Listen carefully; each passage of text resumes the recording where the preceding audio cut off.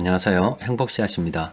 오늘도 우리 시장을 정리하면서 하루를 마감하는 시간을 가져볼까 합니다. 오늘은 시장에 영향을 미칠 만한 큰 이슈가 없었습니다. 정치적인 이슈는 있었습니다만은 시장에 영향을 미칠 만한 큰 이슈가 없었기 때문에 시장 수급을 조금 집중적으로 살펴볼까 합니다. 그리고 참고로 오늘 시황에서 말씀드렸듯이 배당을 받으실 분들은 오늘 18시까지 매수를 했어야 합니다. 이제 내일부터 매수하게 되면 올해는 배당 없어요. 자, 일단 오늘 시장 수급을 살펴보면 금융투자나 기관 쪽에서 상당히 많이 매수했습니다. 외국인 투자자들은 중소형주를 많이 매수했고요. 자, 수급이 상당히 괜찮았다고 볼 수가 있겠죠.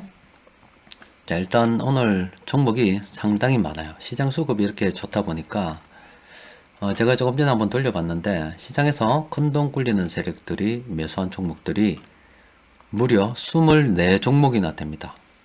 원래 한 이 정도 되어야 조금 시장이 좀 흘러가는 것 같죠.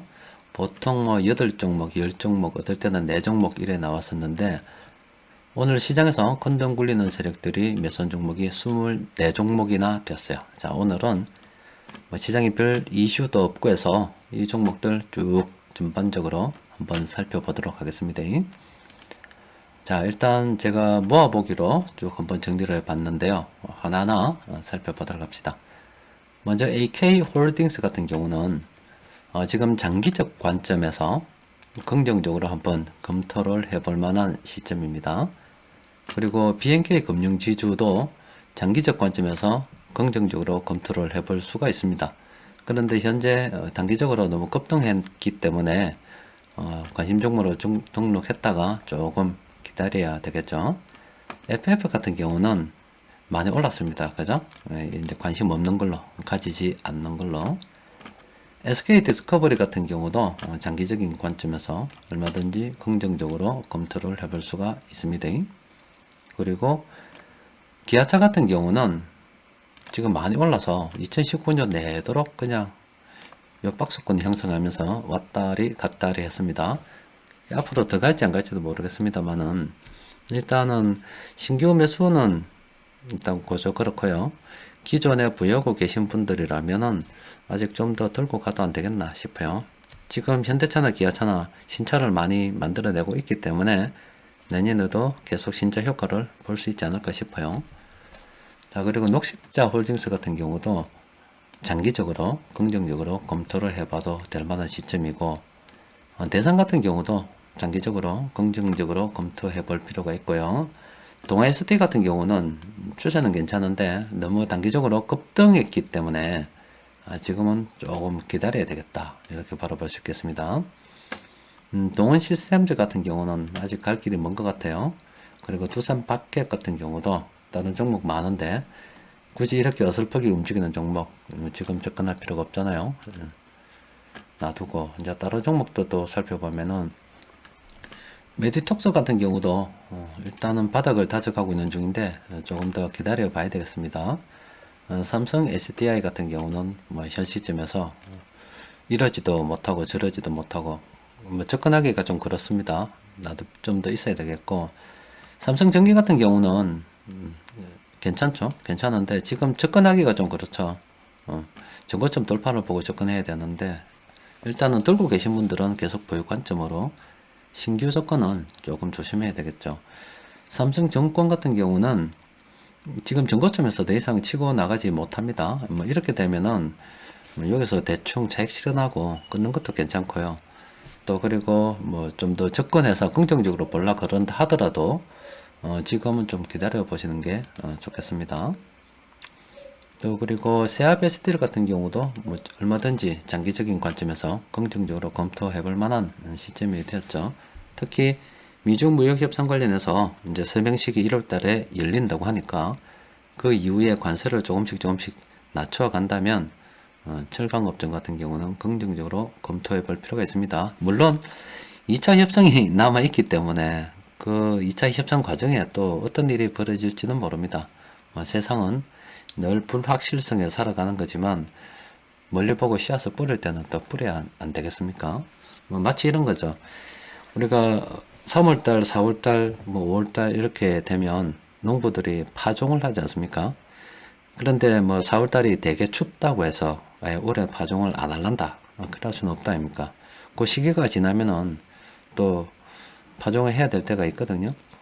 여튼 이 주식시장도 늘 우리가 기대하듯이 좋지만 않습니다. 나쁜 뉴스들이 더 많이 나오거든요. 그래도 멀리 보고 희망을 가지고 뿌려야 될 때는 씨앗을 조금씩 뿌려둘 필요가 있을 것 같습니다. 자, 셀트리온 같은 경우도 지금은 뭐 괜찮아요. 장기적으로 좀 괜찮은데 그동안 너무 좀 급등해서 가는 게 있죠. 그래서 셀트리온은 지금 접근하기가 조금 그렇다. 그리고 와이솔 같은 경우도 지금 접근하기가 좀 어려운 상황이고 이수페타시스도 접근하기가 조금 어려운 상태입니다.